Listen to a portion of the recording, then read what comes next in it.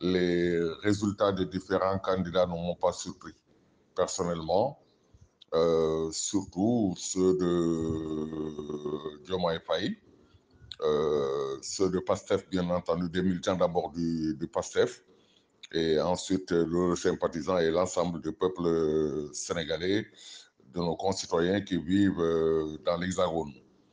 Ce n'est pas une surprise parce qu'en en fait, il faut reconnaître l'énorme travail abattu par les militants de PASTEF en France, d'abord pour Sonko et ensuite pour Diomaye Faye, face aux dérives du régime Macky Sall. Un régime fait de terreur, d'arrestation, d'emprisonnement arbitraire, de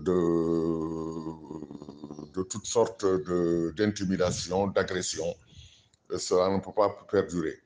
On sait très bien que quand on parle du bilan de Macky Sall, les gens crient à tue-tête que le bilan matériel est très bon.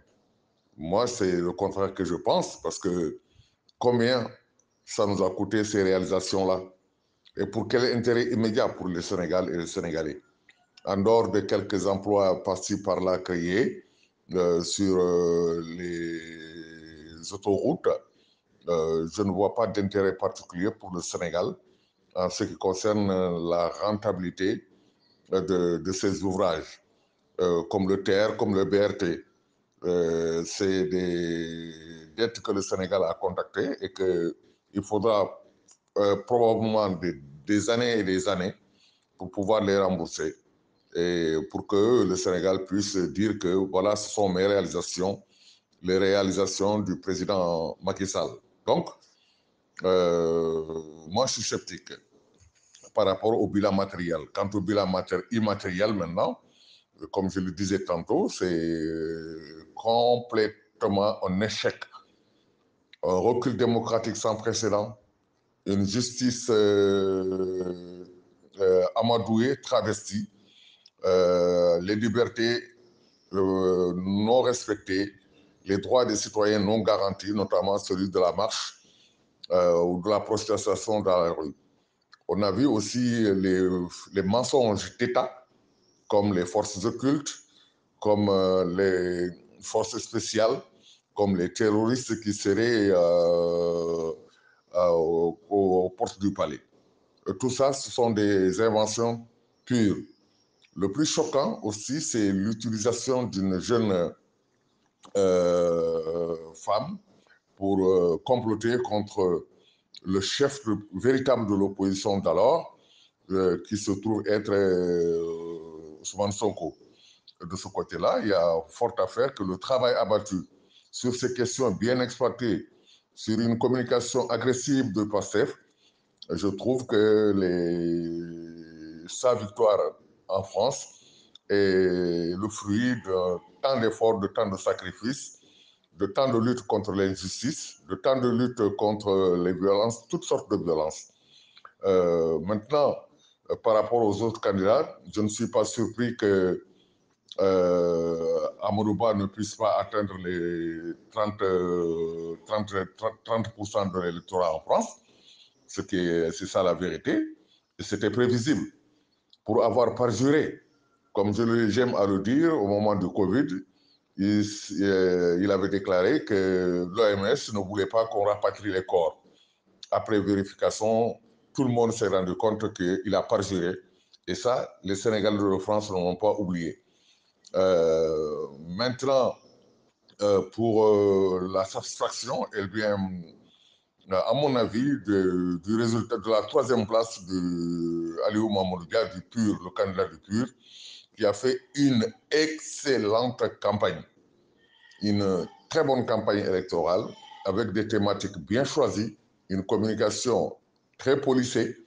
Ça, il faut reconnaître que ça a été une très bonne chose.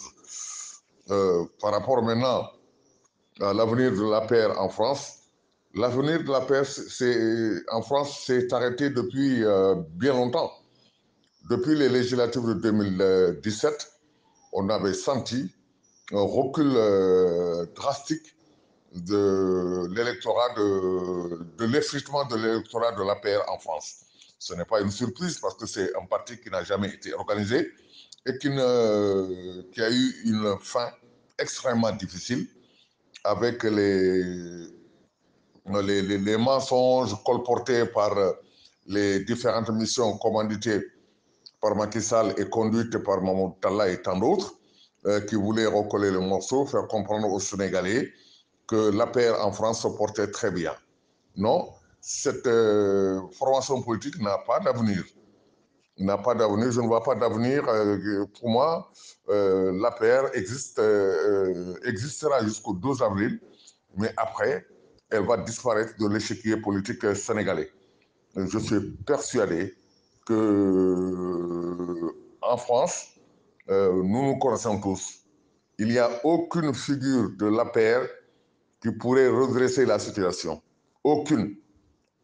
Les éléments fondateurs sur lesquels on pourrait espérer compter, c'est les Samba Koïta, les Demba Sow, les Madame Mbaké, les Chapatel Sall, les Aïssata Dem, les Souaïbou Koïta, tous se sont rendus à l'évidence qu'ils ne pourront plus relever le parti, l'APR en France.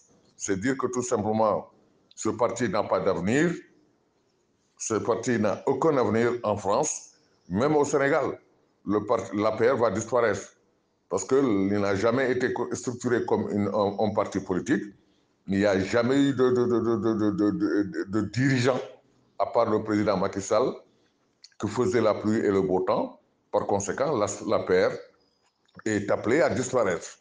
Voilà mes quelques impressions que je voudrais partager